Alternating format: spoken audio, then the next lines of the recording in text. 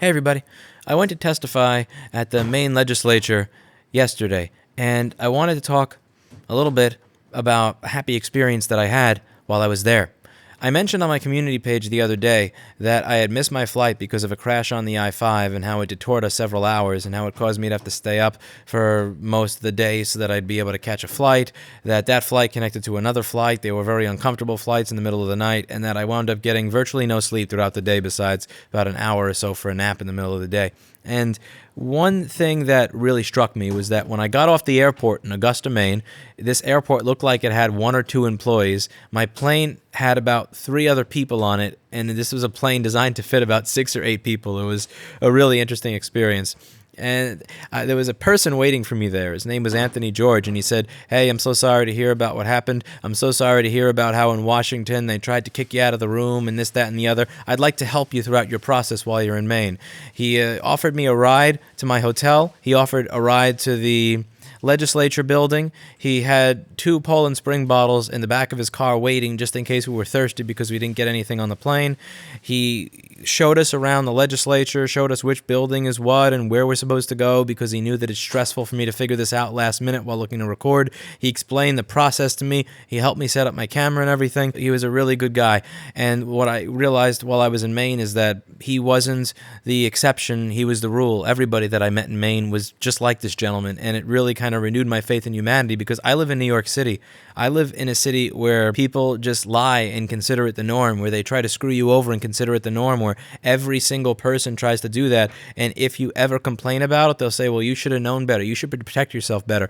And when I leave New York, I get to experience the exact opposite. I get to experience people who don't do this, and it really did kind of renew my faith in humanity a little bit and in YouTube comments in general, since he said he had just started watching about 2 weeks earlier. He actually was the only other person to sign in the sign-in sheet as a proponent of the bill, and this meant a lot to me because when I go to speak at someplace out of town, even if I have my facts straight, even if I can answer any questions they ask, just the fact that I'm an out-of-towner, particularly when it comes to the more rural areas, especially since I'm a New Yorker, they see as one of those fast-talking city slick people or whatever. In Nebraska, Ernie Chambers was asking everybody, what brings you to Nebraska? Why are you here in Nebraska? Because it looks suspicious when you're coming from out of state. They kind of think that you've got some sort of financial incentive to manipulate them. When politicians see that people from the home state who are familiar with the culture, who know all the people in the area, show up, that means a lot more than when some out-of-state person like me shows up.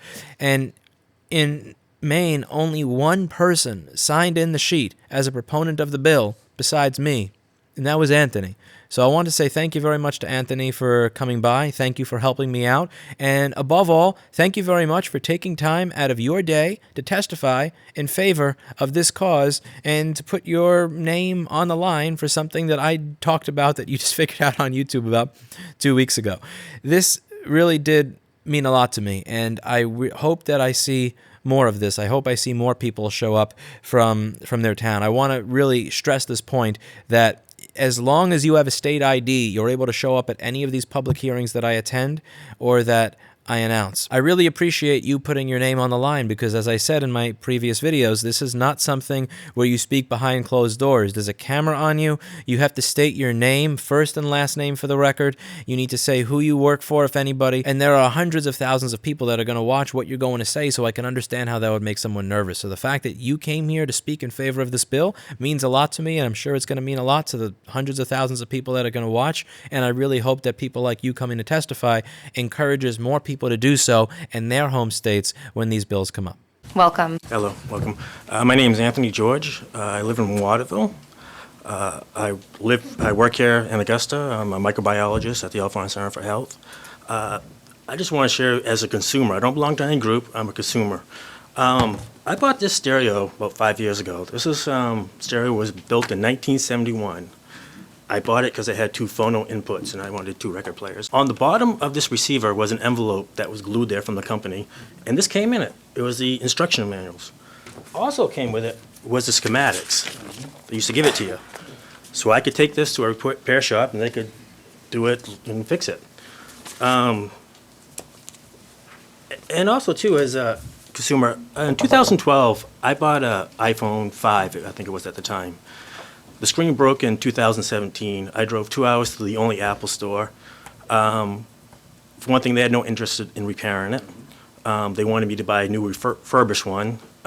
They said if I did want to get it repaired, it was going to cost $400. It was going to be $300 for the screen, $100 for labor. They actually, I said I was going to take it back to my local repair shop, and they tried to talk me out of doing that. But I went back to my local repair store. I went in there. They fixed the phone. I went next door. There was a pizza shop next door. I went next door and had a eggplant calzone. I came back, and within a half hour, they had the phone fixed with a new screen on it, and it only cost me $65. And another thing, one of the co-sponsors said about, he's worried about people getting the phones and learning their trade secrets.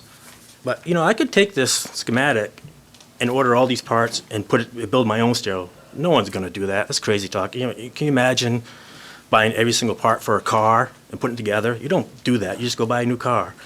And one last thing, too, is I own the phone. I should have the right to take it to anywhere I want to get it fixed, even an unauthorized dealer. If they want to fix it, that's my choice. I take that risk. And so I hope you guys vote in favor of this bill. Thank you. Any questions as a consumer? Any questions, yeah, for members of the committee? No. Thank you for joining us Thank you. today.